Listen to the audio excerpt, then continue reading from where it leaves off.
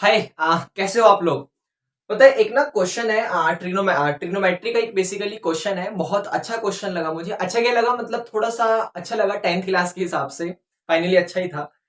Question है कि in the given figure आपके सामने ना एक डायग्राम है। इस टाइप का आपके सामने एक डायग्राम है। इस डायग्राम में ABC is a right angle triangle. सबसे पहले ना यहाँ पर आप एबीसी को देखिएगा। एबीसी आप देख सकते हैं यहाँ पर ये ट्रायंगल ए है, ये सॉरी ये पॉइंट ए है, ये पॉइंट बी है और ये वाला पॉइंट सी है। तो ये जो एबीसी है वो एक राइट एंगल ट्रायंगल है। मतलब आपके सामने जो ये एंगल है वो यहाँ पर एक 90 डिग्री का एंगल है। क्वेश्चन वाले ने आगे कहा हुआ है कि and D is the mid point of BC. और जो डी है, ये वाला जो डी है वो बीसी का मिड पॉइंट है। मतलब आपके पास ये पूरी की पूरी लाइन है बीसी, ये पूरी की पूरी लाइन है आपके पास एक बीसी और उस बीसी का मिड पॉइंट है ये डी। उस बीसी का मिड पॉइंट है ये डी। मतलब जो इतनी सी डिस्टेंस है, जो इतनी सी डिस्टेंस है वो इतनी सी डिस्टेंस के इक्वल है। जो ये बीडी है वो यहां पर डीसी के इक्वल है। अब कहानी में मैं एक काम करता हूं, देखो क्या काम करता हूं कि क्वेश्चन वाले ने अगर मुझसे ये कह दिया ना कि D is the mid point of BC, मतलब जो बीडी है वो बीसी के इक्वल है, तो मैं काम करता हूं इस बीडी का नाम भी लेट कर ले रहा हूं एक्स और मैं डीसी का नाम भी, क्योंकि दोनों आपस में इक्वल है। अब ऐसा नहीं हो सकता कि आप इसका नाम राम दे और उसका नाम श्याम दे, नहीं, अगर इसका नाम राम है तो उसका नाम भी राम है। तो इसलिए मैंने लेट करा कि लेट बीडी जो है वो छोटा सा, वो आपके पास एक्स है, तो जो ये डीसी है छोटा सा, ये भी ऑटोमेटिक आपके पास एक्स ही हो जाएगा, ये भी आपके पास एक्स हो जाएगा। अच्छा, परपेंडिकुलर भी कुछ ना कुछ होगा। तो एक काम करो, ये जो आपके सामने ये हाइट वाली डिस्टेंस है, इस हाइट वाली डिस्टेंस का नाम आप लोग यहां पर लेट से वाई दे दो। अब जरा क्वेश्चन पर आगे बढ़ो। अच्छा, क्वेश्चन यहीं पर इतना सही था कि ABC is a right angle triangle and D is the mid point of BC. तो आपको क्या प्रूफ करना है, आपको शो करना है कि ten theta upon tan five, आपको शो करना है कि ten theta upon tan five जो होगा वो यहां पर 1/2 के इक्वल होगा। आपको ये शो करना है tan theta upon tan phi is equal to 1/2। ये वाला रिजल्ट यहां पर हमें शो करना है। तो उसके लिए देखो क्या करेंगे, सबसे पहले समझना, क्वेश्चन में कभी कभी जो प्रूफ करना है ना उसको देखकर भी क्वेश्चन की स्टार्टिंग करी जाती है।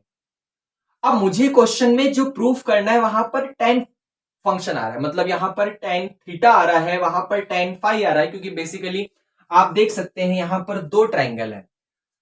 थीटा वाले के लिए ट्राइंगल है ए बी और सी, और फाइव वाले के लिए ट्राइंगल है ए डी और सी। यहां पर दो ट्राइंगल है। एक ट्राइंगल है, मैं यहां लिख देता हूं, एक ट्राइंगल है ए बी सी जिसका एंगल आपके सामने थीटा है, और एक ट्राइंगल है ए डी सी जिसका एंगल आपके सामने फाइव है। दो एंगल है हमारे सामने यहां पर ये। और कहानी में थीटा के साथ भी टेन आ रहा है और फाइव के साथ भी टेन आ रहा है। इसका मतलब मैं अपने ट्रिग्नोमेट्री के टेन वाले फंक्शन पे काम करूंगा। अब जरा याद करो कि जो टेन थीटा होता है उसका रेशियो क्या होता है, या टेन फाइव की भी बात करूंगा, अभी पहले थीटा के ऊपर बात करता हूं कि जो टेन थीटा होता है उसका रेशियो क्या होता है। क्योंकि यहां पर देखो ना, रेशियो की बात हो रही है, डिवाइड की बात हो रही है, फ्रैक्शन की बात हो रही है, तो इसलिए मैं रेशियो की बात करूंगा। वो हमने पढ़ा था ना कि पाकिस्तान वो भूखा प्यासा, फिर वो हिंदुस्तान हरा भरा, लाइक दिस, इस तरीके से। तो टेन फंक्शन का रेशियो क्या होता है, टेन फंक्शन का रेशियो होता है परपेंडिकुलर अपॉन बेस। क्या होता है, परपेंडिकुलर अपॉन बेस। मैं यहां लिख देता हूं, टेन फंक्शन का रेशियो होता है परपेंडिकुलर अपॉन बेस। अब समझने वाली बात यह है कि अगर आप लोग यहां पर इस वाले थीटा की बात करोगे, अगर आप लोग इस वाले थीटा की बात करोगे ना, तो जरा थीटा के सामने परपेंडिकुलर की तरफ जाना। थीटा के सामने ये परपेंडिकुलर, ये पूरा है, ये पूरा, ये वाली लाइन को मत उठा लेना, ये परपेंडिकुलर नहीं है। परपेंडिकुलर वो वाली लाइन होती है जो 90 डिग्री का एंगल बनाती है। तो थीटा के लिए ये पूरा परपेंडिकुलर है, ये पूरा, और यहां पर परपेंडिकुलर का नाम हमने वाई दिया हुआ है। और थीटा के लिए जो बेस है ना वो ये पूरा है। और ये पूरे बेस में जरा ध्यान से देखो, देखो परपेंडिकुलर तो समझ आ गया, थीटा के सामने वाला परपेंडिकुलर तो समझ आ गया कि भाई वो वाई है और उसमें कोई प्रॉब्लम नहीं है। लेकिन जरा इस बेस को ध्यान से देखो। अगर आप इस बेस की बात करेंगे तो ये बेस में यहां से लेकर यहां तक पूरा का पूरा बेस आएगा, और यहां से लेकर यहां तक पूरे के पूरे बेस आने में मैंने x को 2 बार लिया है। एक बार x यहां पर है और एक बार x यहां पर है, क्योंकि जो ये छोटा सा पार्ट है वो इस छोटे से पार्ट के इक्वल है। भाई ये छोटा वाला पार्ट इस छोटे वाले पार्ट के इक्वल है, तो अगर ये वाला पार्ट x होगा तो ये वाला पार्ट भी x हो जाएगा। इसका मतलब अगर परपेंडिकुलर y है, अगर परपेंडिकुलर y है तो बेस आपके सामने दोनों मिलकर x और x मिलकर 2x हो जाएगा। क्या ये कहानी समझ आई? तो यहां से आपको क्या मिला कि जो tan थीटा है उसकी वैल्यू आपके पास y अपॉन 2x है। उसकी वैल्यू कितनी है आपके पास? y upon 2x। अच्छा वीडियो तो क्लियर आ रही है ना? हाँ ओके, वीडियो क्लियर है। सॉरी ये क्या हो गया, एक सेकंड। हाँ ओके, सो थोड़ा सा डिस्टरबेंस हो गया था। ओके आइए वापस अब। तो tan थीटा का रिजल्ट हमें रेशियो मिल गया y अपॉन 2x। जरा सेम इसी तरीके से अपने फाई वाले एंगल पे काम करो, इस फाई वाले एंगल पे काम करो। तो अगर मैं फाई वाले एंगल पे बात करूंगा तो फाई वाले एंगल के पास भी tan लगा हुआ है, तो मैं बेसिकली tan फाई की बात ही करूंगा, tan फाई की बात ही करूंगा। और फिर से tan फंक्शन का रेशियो परपेंडिकुलर अपॉन बेस होता है, तो मैं यहां लिखना चाहूंगा p अपॉन बी। अब जरा देखो, अगर इस फाई वाले के सामने वाले एंगल पे जाऊंगा, फाई के सामने वाले एंगल पे जाऊंगा, तो सामने वाला एंगल मतलब परपेंडिकुलर, थीटा के सामने वाला फाई के सामने वाला परपेंडिकुलर होता है। तो फाई के सामने जो आपके सामने ये लाइन है वो आपके पास परपेंडिकुलर है, और उसका नाम मैंने यहां पर y दिया हुआ है, तो मैं इसको लिख दूंगा y डिवाइडेड बाय। ये बेस को जरा ध्यान से देखो। अब जो फाई वाला पॉइंट है वो आपके सामने ये लाइन यहां पर आके यहां पर टच हो गई, तो टच होने का मतलब अब जो इधर वाला पार्ट है ना, ये वाला पार्ट है वो आपके लिए बेकार है।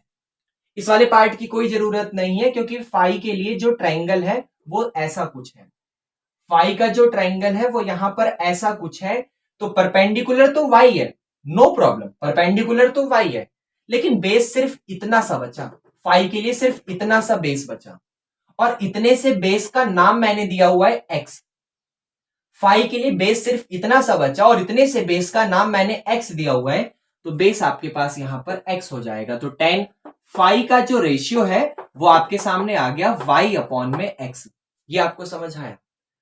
अब जरा ध्यान से देखो, एक काम करो, यहां y अपॉन एक्स का मतलब पता चल गया, तो यहां भी y अपॉन एक्स को निकालने के लिए ये 2 जो डिवाइड में है ना, इस 2 डिवाइड को एक काम करो यहां मल्टीप्लाई में भेज दो।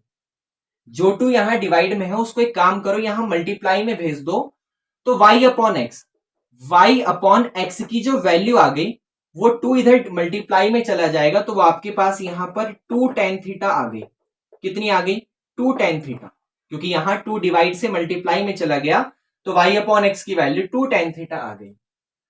अब यहां पर y अपॉन एक्स की वैल्यू tan फाई है, यहां पर y अपॉन एक्स की वैल्यू 2 tan थीटा है। अब वो हम पढ़ते हैं ना कि अगर जो a है वो b के इक्वल है और जो वही वाला b है वो किसी तीसरे c के इक्वल है, तो इनडायरेक्टली जो a होगा वो भी c के इक्वल होगा। अगर a b के इक्वल है, b c के इक्वल है, तो a भी किसके इक्वल होगा? c के इक्वल होगा। तो वैसे ही y अपॉन एक्स इसके भी इक्वल है और वही y अपॉन एक्स इसके भी इक्वल है, तो इनडायरेक्टली जो 2 tan थीटा है, जो 2 tan थीटा है वो किसके इक्वल होगा? वो इस tan फाई के इक्वल होगा। किसके इक्वल होगा? tan फाई के इक्वल होगा। अच्छा, अगर मैं आपसे बेसिक चीज पूछूं कि tan फाई के मल्टीप्लाई में क्या लिखा हुआ है, तो आप लोग कहेंगे कि भाई tan फाई के मल्टीप्लाई में 1 लिखा हुआ है, तो ये रिजल्ट आ गया। अच्छा फिर थोड़ा सा सोचो, हमें तो tan theta upon tan phi निकालना है, तो एक काम करो, ये जो tan फाई वाला रिजल्ट मल्टीप्लाई में दिख रहा है ना, इसको डिवाइड में बुला लो। ये जो tan फाई वाला रिजल्ट मल्टीप्लाई में दिख रहा है इसको डिवाइड में बुला लो, तो tan theta as it is रहेगा, tan फाई मल्टीप्लाई से यहां पर डिवाइड में आ जाएगा। भाई tan theta as it is रहेगा, tan फाई मल्टीप्लाई से यहां पर डिवाइड में आ जाएगा, यहां पर 1 भी एज इट इज रहेगा, और ये 2 एक्स्ट्रा है, इसको यहां से हटाओ, यहां मल्टीप्लाई से हटाओ और यहां डिवाइड में भेज दो। मतलब tan फाई को इधर बुला लो, 2 को उधर भेज दो। tan फाई मल्टीप्लाई से इधर डिवाइड में आ जाएगा और 2 मल्टीप्लाई से उधर डिवाइड में चला जाएगा, तो tan theta upon tan phi is equal to 1 upon 2 आ गया और यही हमें यहां पर प्रूफ करना था। तो बड़ी सिंपल सी कहानी थी। दोनों ट्रायंगल को पकड़ा, एक बार एबीसी वाले को, एक बार एडीसी वाले को, और दोनों में ही tan फंक्शन के ऊपर बात करी, और tan फंक्शन के ऊपर बात करी तो रिजल्ट हमारे सामने यहां पर कुछ ऐसा आया। और फिर दोनों में हमने y अपॉन एक्स की वैल्यू निकाल ली, और y अपॉन एक्स आपस में इक्वल था तो इन दोनों को इक्वल पुट कर दिया, तो tan theta upon tan five 1/2 आ गया। क्या ये आपको समझ आया? जैसा भी लगा कमेंट करके फीडबैक दो, कमेंट करके फीडबैक दो। कोई नया क्वेश्चन है कमेंट करो, उसकी वीडियो जरूर बनाएंगे। अच्छा लगा सब्सक्राइब करके बेल आइकन को प्रेस करिए, और कमेंट करके feedback is necessary. Thank you.